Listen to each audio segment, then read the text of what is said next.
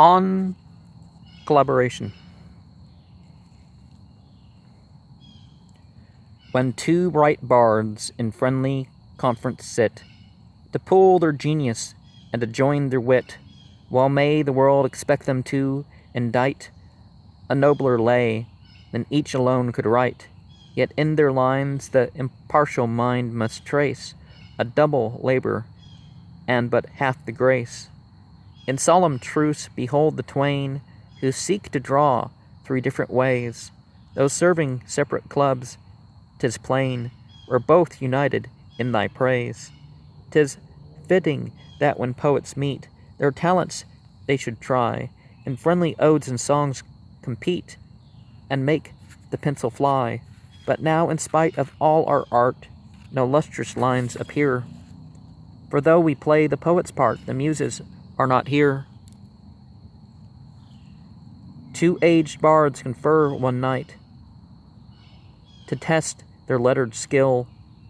Each vaunted his Aeonian might, and felt a poet's thrill. But when they sought to prove their power, their might they seemed to miss, and though they labored for an hour, they fashioned only this. Within these walls my fathers prayed, with warm pragmatic zeal, though of coarser fabric made, a lesser flame must feel. But whilst I scorn a childish creed, a true respect I know, when pondering o'er each Christian screed of Kleiner, Cole, and Moe. The classic East in vain must seek, though two exponents join thy wits and purest melody to speak, when Kunst in loftiest ether flits, whilst thou, MacDonald, with hot modern rage, contemnest the lingerers from a Georgian age, two tottering relics of the ancient time. Forgive thy scorn and wish thee well in rhyme.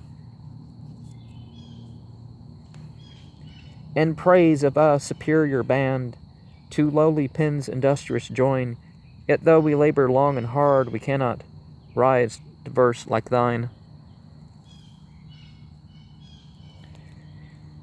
If unaffected warmth atones for want of genius and of art, pray take our greetings, blessed pine cones, penned though unskilful from the heart. Thrice reverend sir, behold in each dull line the wicked atheist with the Christian join. Cly hails thy soul in sanctified address, whilst pagan Theobald greets with warmth no less.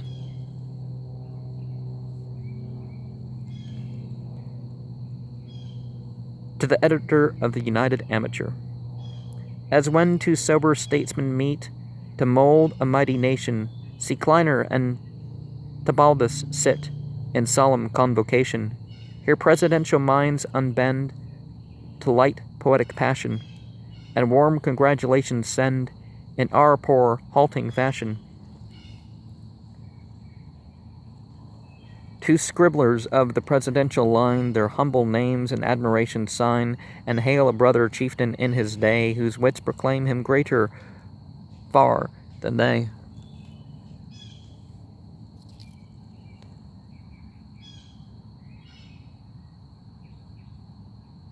Behold two bards of lesser fame, their bright superior jointly greet, and in admiring tones proclaim the graces of a muse complete. Leader on whom unnumbered hopes depend, mayest thou the foe with wonted valor quell. Let every force the hostile cohorts bend, till we may write at last, here lies Dowdell.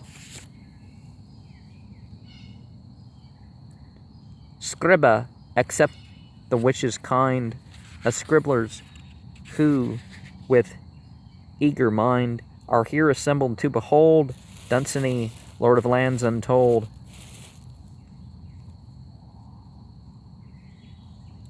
O wondrous stripling, to rehearse thy praise, Two timid bards their trembling voices raise, but though even Boston lend its Brahmin tone, our work must sink inferior to thine own.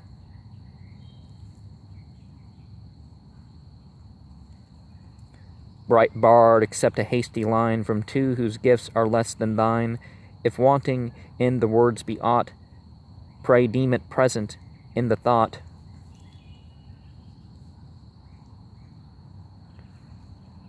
Madam, behold with startled eyes a source of wonder and surprise. Your humble serfs are two of many who will this night hear a little Dunsany.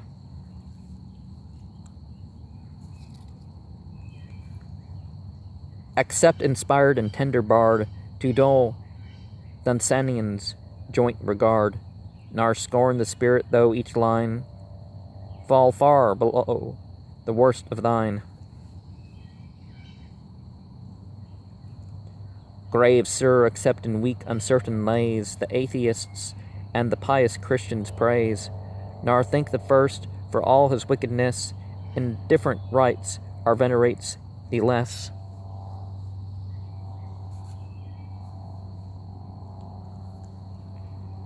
Behold, two bards with eager eyes, with great Dunsany lectures hear, such art as his no peer can own, save thine and Galpin's art alone.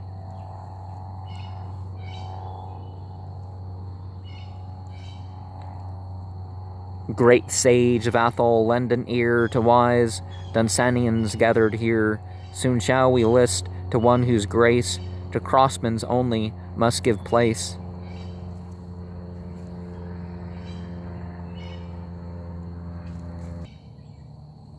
Dear madam, here in thine own cultured city, behold the sessions of a grave committee. This eve we hear with wondrous delectation Dunsany, monarch of imagination, but though for prose he wear the laurel wreath, Jordan with matchless verse falls not beneath. Out of the vortices of cosmic space, see Cly appear with Heliconian grace.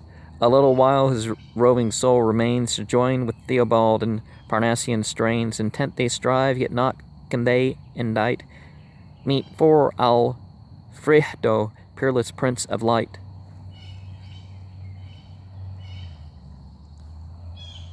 The struggling bars in rhythmic toil combined strive to salute thee with composite mind, yet their lean verse, though from two sources grown, shines not so far as that thou makest alone.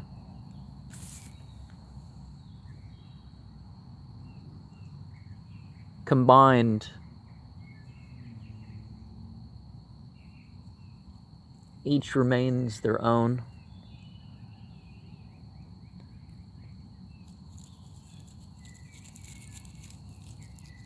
Not always on the outer, but we do even see a multiplication of might.